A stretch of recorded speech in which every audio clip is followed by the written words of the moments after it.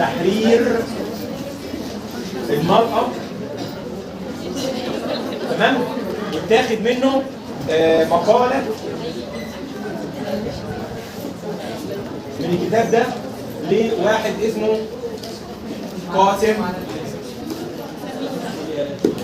أمين، والراجل ده هو أفضى إلى الله، تمام؟ يعني له ما له وعليه ما عليه، ولكني يعني بقرأه وبعد كده بقى درس نصوص، تمام؟ هو درس قراءة ودرس نصوص أنا مش فارق معايا حاجة، أنا هطلع منه مواطن الجماعة بس وخلاص، ده الفرق معايا. وعليه أسئلة، والأسئلة اللي عليه استنتاجية. بس شوفوا قاسم أمين ده إن دل على شيء من الدرس يدل على إنه كان كاتب عبقري فذ، تمام؟ يعني كان كاتب متمكن. احنا بنتكلم في موضوع التعبير، بنقول ان احنا عايزين مقدمه وعلامات ترقيم واساليب ونهايه واثره على الفرد واثره على المجتمع. مش ده اللي احنا بنقول نقوله في موضوع التعبير في كل حاجه؟ هو كتب ده كله في تقريبا 7 أو 8 سطور. موضوع تعبير يعني فوق الممتاز، تمام؟ مع استشهاد بايات بشعر باسف بحديث من الاحاديث النبويه الصحيحه، تمام؟ لكن قبل ما اخد قاسم امين واقول لك عن قاسم امين وايه هو وايه الاخطاء اللي انا باخد عليها فيه، انا عندي دلوقتي المراه كانت قبل الاسلام شيء يعني حاجه كتله، تمام؟ جسم مادي. يعني كان الراجل لما يموت خلاص هو ساب ايه؟ ساب 20 غنمه وساب جمالين وساب مش عارف كام خيمه وساب 10 15 واحده امراه. مين اللي ياخد النساء ومين اللي ياخد الخيام ومين اللي ياخد اللي مش عارف كذا وكذا. يعني كانت بتتوزع في الميراث زيها زي الحاجات التانية، تمام؟ وكانها اصلا مش روح، تمام؟ واللي هياخدها ده في الميراث هياخدها اما هيوزعها يهدي بيها حد يبيعها في سوق العبيد ويكسب من وراها وهكذا. دي كانت المرأة في الاسلام قبل الاسلام في الجاهليه. ده كمان ربنا سبحانه وتعالى قال واذا الموءودة سئلت باي ذنب قتلت. ربنا قال قلوبهم كالحجاره او اشد قسوه. ليه؟ عشان موضوع الموءودة ده الواحد لما يجي يتخيله يعني صعب. الواحد فيهم لما ربنا بيقول واذا بشر احدهم، البشرى لا تكون الا مع حاجه كويسه. فبيقول اذا بشر احدهم بالانثى ظل وجهه مسودا من كتر الغيظ، وشه اسود وهو قزيم بيقزم غيظه، يتوارى من الناس من سوء ما بشر به. سوء وبشر بينهما تضاد، يعني من سوء البشرى، من كتر ما هو زعلان من البشرى اللي ربنا سبحانه وتعالى بشرها له، زعلان وبيتوارى من الناس لحسن حد يقول له مراتك خلفت ايه؟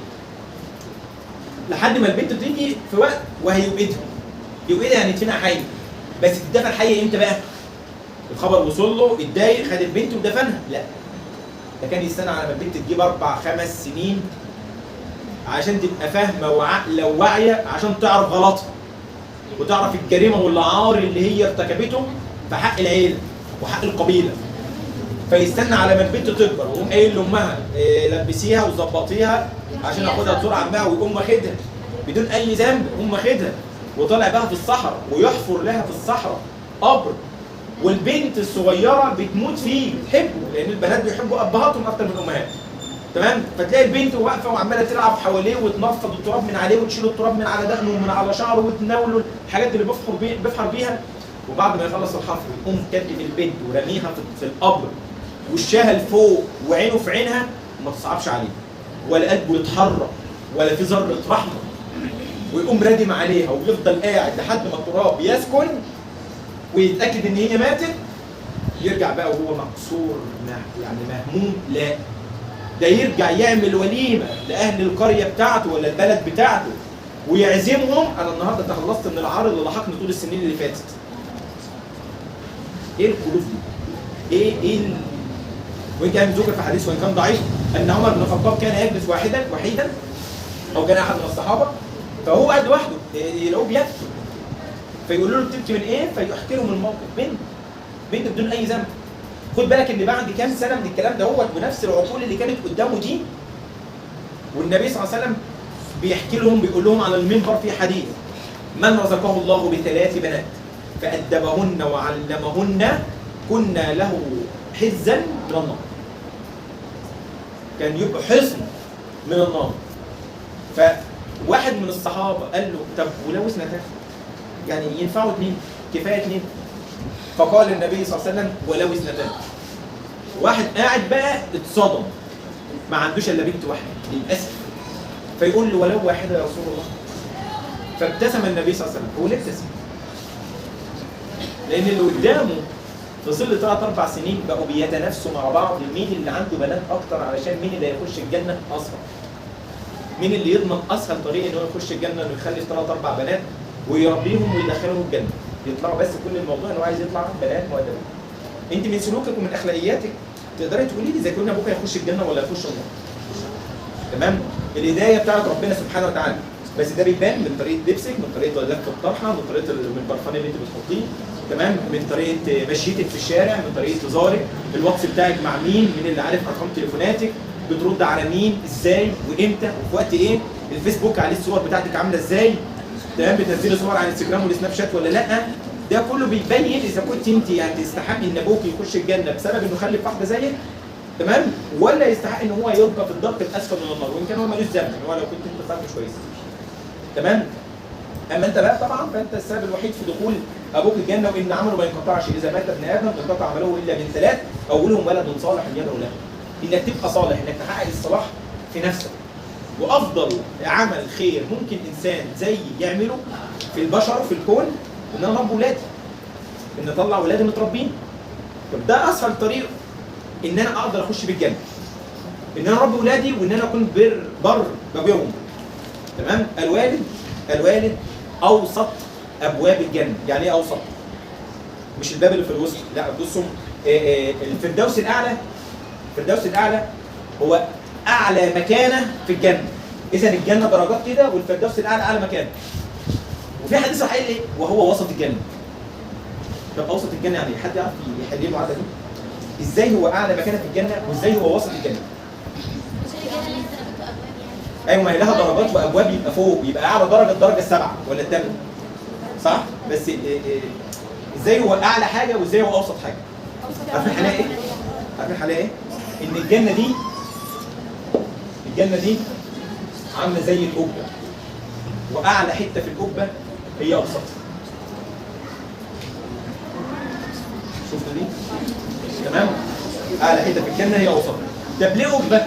علشان اللي واقف في اي مكان يبقى شايفها.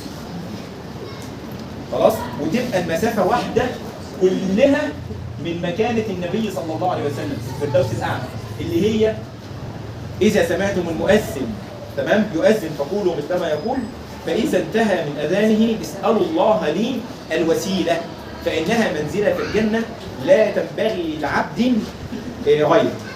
تمام؟ لو احنا بنقول اللهم رب هذه الدعوه التامه والصلاه القائمه آتي سيدنا محمد الوسيله، تمام؟ وابعثه اللهم المقام المحمود الذي وعده. 10 رحمة، وان الفردوس الاعلى فوقه عرش الرحمه. تمام؟ فيعني المفروض ان احنا لو باذن الله سبحانه وتعالى قال الله عز وجل للذين احسنوا الحسنى وزياده. ايه الزياده؟ رؤيه الله سبحانه وتعالى. رؤيه الله سبحانه وتعالى هي دي الزياده. تمام؟ فاحنا هنشوف الله سبحانه وتعالى فوق الفردوس الاعلى. تمام؟ لا، الله اعلم مين هيشوفه ومين مش هيشوفه. بصوا، دخول الجنه بالفضل والاحسان من الله سبحانه وتعالى. لن يدخل الجنه احد بعمله. لن يدخل الجنه احدكم بعمله. مفيش واحد مهما اجتهد وعمل مجهود هيخش الجنه. ويؤتى باكثر عابد في الكون كله، تمام؟ وعبد ربنا سبحانه وتعالى رجل من الاحبار، تمام؟ من الرهبان، عبد ربنا سبحانه وتعالى 80 سنه، ما عملش ولا ذنب طول 80 سنه، وبعد ما يموت ربنا سبحانه وتعالى يقول للملائكه ادخلوا عبدي هذا الجنه برحمته. فابن عبد يتجرأ على ربنا سبحانه وتعالى، ما هو 80 سنه برضه بعبد ربنا ده فين؟ تمام؟ فيقول بعمل، فربنا يقول له لا برحمته. يقول له طب وعملي فين؟ يقول هاتوا العمل ويوزنوه. فيوضع له الميزان، تمام؟ والميزان يمتد في الجنه او في ارض المحشر قبل الصراط ويوضع فيه بعض العلماء قالوا يوضع فيه الاعمال، تمام، السيئه والحسنه. وبعض العلماء قال لك يوضع فيه الانسان ويتوازن بعمله. الدليل على كده ايه؟ ونضع الموازين القسط ليوم القيامه، الموازين اللي هيتوزن عليها الاعمال. وفي حديث ثاني لخبط الدين، يقوم يقول لك ايه؟ كان الصحابه يضحكون من دقه ساق ابن مسعود، رجليه رفيعه، والصحابه عمالين يتريقوا على رجله، تمام؟ كان طالع فوق شجره فكان لامم العبايه بتاعته فرجليه باينه والصحابه متسخسخين من الضحك. فقال النبي صلى الله عليه وسلم: على ما تضحكون؟ فشاوروا له على ابن مسعود، قال: تضحكون على ساق ابن مسعود، والله انها يوم القيامه لاثقل في الميزان عند الله من جبل احد. انها تعود على ايه؟ على رجلين. اذا يوزن الانسان، تمام؟ طب الاصح ناخذ بالاعم، يوزن الانسان ما عمله قصاد سيئاته. يوزن الانسان ما عمله قصاد سيئاته. خلاص؟ فتوضع كل الموازين بتاع الراجل اللي عمل كتب مثل مد البصر، بلاش اول من اخر. تمام؟ سبح ربنا مش عارف كم مليار مره، وعبد ربنا كم مليار مره، وعمل وعمل وعمل، ثم تاتي نعمه البصر. تمام؟ وتوضع نعمه البصر قصاد كل النعم. ده انت لو عشت حياتك كلها تحمد ربنا سبحانه وتعالى على نعمه البصر، وتعبد ربنا طول عمرك على نعمه واحده بس، مش هتقدر. قال الله عز وجل: وان تعدوا نعمه الله لا تحصوها. ما قالش نعمه واحده من النعم مش هتخلصوها. وان تعدوا نعمه الله لا تحصوها. فاذا وضعت نعمه البصر انتشرت الصحف فيقول: يا رب رحمتك رحمه. لما كمل الاول ايه اللي ادبك ليه؟ تمام؟ كنا بنتكلم في ايه بقى؟ اسم امين. المراه، تمام، كانت ملهاش ورث، ده هي بتتورث. خلاص؟ المرأة ملهاش رأي، المرأة ملهاش تجارة. خديجة أعظم من أنجب العرب، تمام؟ بل أعظم من جاء في الكون من النساء. ها؟ لا، خديجة. قال النبي صلى الله عليه وسلم، ما أنا أقول لا عشان لا، تمام؟ قال النبي صلى الله عليه وسلم: كمل من الرجال كثير، لأن عدد الأنبياء أصلا 250,000 نبي أو 240,000 نبي. خلاص؟ كمل من الرجال كثير ولم يكمل من النساء سوى 4. اسمعوا بقى مين الأربعة: مريم ابنة عمران، آسيا امرأة فرعون، خديجة بنت خويلد، وفاطمة بنت محمد. نستنتج من هنا إن خديجة لها الأفضلية على الاثنين دومت عشان خديجة وبنتها. تمام؟ أكمل امرأة في الكون ربت سيدة نساء أهل الجنة، فاطمة بنت أبيها. تمام؟ هي أم أبيها. ماشي؟ المهم، بس طبعا الكلام ده أنا بقوله ما كانش بينطبق على كل النساء، يعني كانت آمنة بنت وهب امرأة لها مكانة ومنزلة عظيمة. تمام؟ عمات النبي صلى الله عليه وسلم كن ذوات رأي. خديجة بنت خويلد وهي من هي؟ كان كل رجال العرب كلهم مش قريش يتمنوا ياخدوا تجاره من خديجه، يشتغلوا عند خديجه. تمام؟ والنبي صلى الله عليه وسلم لما اتعلم التجاره واتاهل واتاسس وبقى نفسه يستطيع، جاب واسطه عشان يروح يشتغل عند خديجه. تمام؟ فخديجه يعني هي من هي، لكن برضه ما كانش لها الاريحيه ان هي تقدر تخرج وتسافر وتشتغل وتخالط الرجال والكلام ده كله، عشان كده كانت بتجيب حد توكله في الموضوع ده، وكانت بتأجر الرجال عشان يروح يشتغل وكان بتنصب عليه. وعشان كده لما لقت محمد بالطريقه ديت، لا ده مش بني ادم طبيعي، ده مش عادي. تمام؟ المهم، آسم أمين عمل كتاب اسمه رحمة ومحبة بيدعو إلى إعطاء المرأة حقها في المجتمع. ماشي؟ هو جه في وقت كان فعلا النساء مش واخده حقها شويه، كانت النساء مظلومات الى حد ما، يعني كنا يعني ضعيفات. كان يعني برضه زي ما موجود في كل بلد عائلات كامله بتمنع النساء من الميراث. يقول لك البنت ما تورثش، انا ما اروحش اجوز بنتي ولا اختي لعيله كذا وبعد كده اروح ادي بنتي الورثي بتاع ابويا، اروح اديه لعيله مش عارف كذا عشان بنتي متجوزه هناك ولا اختي متجوزه هناك. انت مال امك؟ انت بتقسم على مزاجك. هو ربنا سبحانه وتعالى خلي البنت دي بنت الراجل ده اهو لها الحق في ميراثه. انت بقى جبت الشرع ده منين واخترعت الدين ده منين علشان تيجي تقول لي لا انا ما اديش ورث الحاج فلان لعيله فلان عشان هو متجوزين اختي. والله في النار يشتعل عليه قبضه النار الى يوم القيامه. يعني ده وده لجوزها، ده لاولادها. ما جوزها ده ما هي شريكه حياه جوزها وهي اللي بتربي له اولاده. تمام؟ ولما تيجي عندي مثلا وعايزه تبات ليله اقول لها بات، تقول لها وجوزي واولادي وبيتي. تمام؟ وبعد كده لما امها تتعب الاولويه لامها ولا لجوزها واولادها وعيالها؟ لا والله ما بيحصل، لجوزها واولادها. ودي يبقى هي اتربت صح. النبي صلى الله عليه وسلم لما واحده من الصحابيات، ما هو الحديث ده كويس، واحده من الصحابات لكم والكلام اللي امكم بتقعد تزرعوا فيكم ابهات، لما واحد كان جوزها مع النبي صلى الله عليه وسلم في غزوه من الغزوات، وابوها تعب وكان بيموت وطلب يشوفها قبل ما يموت. قالت جوزي مش هنا، مش في البيت، ما بقدرش اخرج من غير اذن جوزي.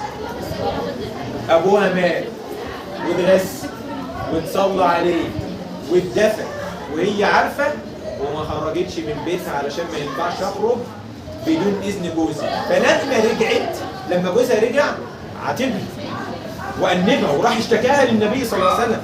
ده قلب ايه ده اللي تعمل كده وما يبقاش هين عليها باب بالطريقه دي؟ فقال له النبي صلى الله عليه وسلم ان الله قد غفر لابيها وادخلها الجنه بتربيته لبنته. دي تربيه يخش عليها الجنه، دي احترامها لجوزها بالطريقه دي. تمام؟ الله يرحمه. طيب ما خلاص مهمات بقى المهم ايه؟ نعم. ليه؟ ليه هتخش النار؟ لا ما تجيش دخلها النار لا ماليش دعوه. خلاص؟ بصوا معايا. اي حد معاه مفاتيح الجنه والنار يعني ايه يبقى ما يدخل الناس الجنه ما يدخلش النار. كان في واحد من بني اسرائيل، ساجد على الارض. واحد تاني يهودي كافر جه فراح دايس على رقبته، قال له لن ارفع رجلي حتى تموت او تترك هذا الدين. الراجل فعلا كان بيموت، فراح قايل له ارفع قدمك عني فوالله لن يغفر الله لك. فقال الله عز وجل من ذا الذي يتأله علي؟ ده مين ده اللي بيقول والله يغفر لك والله مش هيغفر لك؟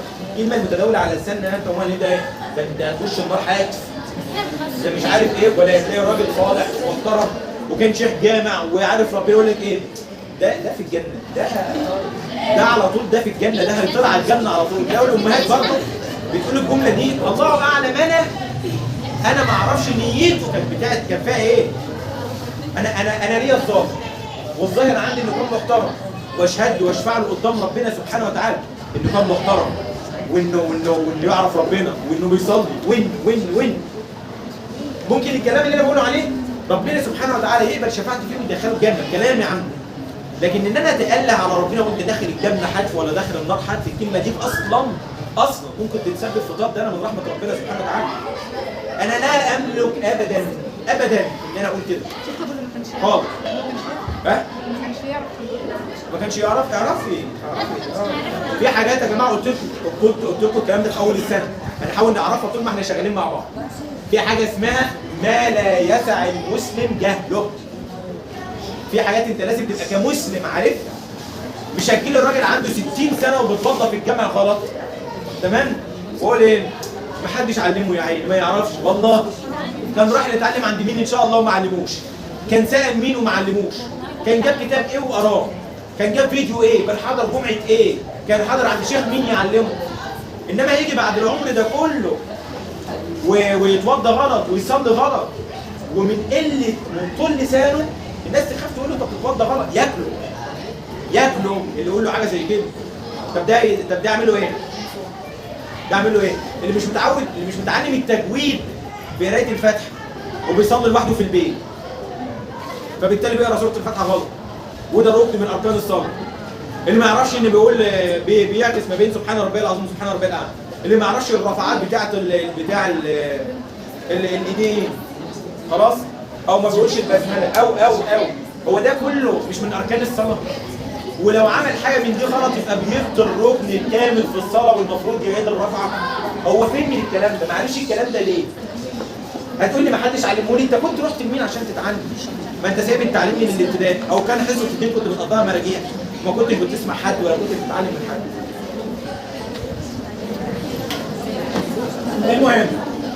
المهم انا عندي دلوقتي قاسم امين. قاسم امين ده عمل كتاب اسمه تحرير المرأة، لان المرأة في حقه في زمنه ما كانتش واخده حقها قوي، فراح عامل الكتاب ده وقال لك ايه؟ ان طبيعه العصر الذي نحن فيه معاديه للاستبداد، معاديه للاستعباد، منافره للاستبداد، مياله الى سوق القوى الانسانيه نحو طريق واحد والى غايه واحده. فهذا الطائف الرحمن الذي طاف على نفوس البشر فنبه منها ما كان غافلا لابد ان ينال منه النساء مصيبهن، ونعمل معهن بقول النبي صلى الله عليه وسلم اتقوا الله في الضعيفين المراه واليتيم. وبعد كده وضح ازاي نتقي الله في المراه. تمام؟ واحده من الاول. اللي بيقول ان طبيعه العصر اللي احنا عايشين فيه، احنا بقينا عايشين في عصر، عشان تعرف انا قلت لك المقدمه الطويله دي عشان تعرف الاسلام عمل ايه للمراه، والاسلام ادى للمراه مكانه عامله ازاي. خلاص؟ ولولا مشوره المراه لهلك المسلمون. اكتر من مره. اكبر واعظم موقف في الاسلام مهدي، اعظم موقف حصل في صلح الحديبيه. النبي صلى الله عليه وسلم قعد وعمل الصلح مع صهيب بن عمرو. تمام؟ والصلح كله يبدو ان فيه ظلم للمسلمين بشع.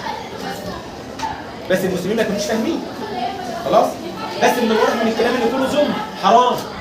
يعني ايه انت رسول الله وتقول لنا هنروح نحج ونروح ما نحجش؟ تضحك علينا؟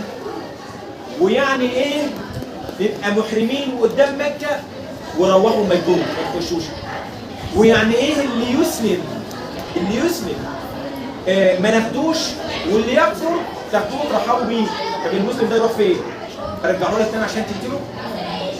ويعني احنا منتصرين عليكم في معركه والثانيه والثالثه وتيجي تقول لي انت هدنه ما بيننا وما بينك 10 سنين ما نحاربش بعض، ده انا منتصر عليك. فمن الواضح ان الجنود بتاعت الصلح كلها كانت ظلم، ما كانتش عاجبه المسلمين.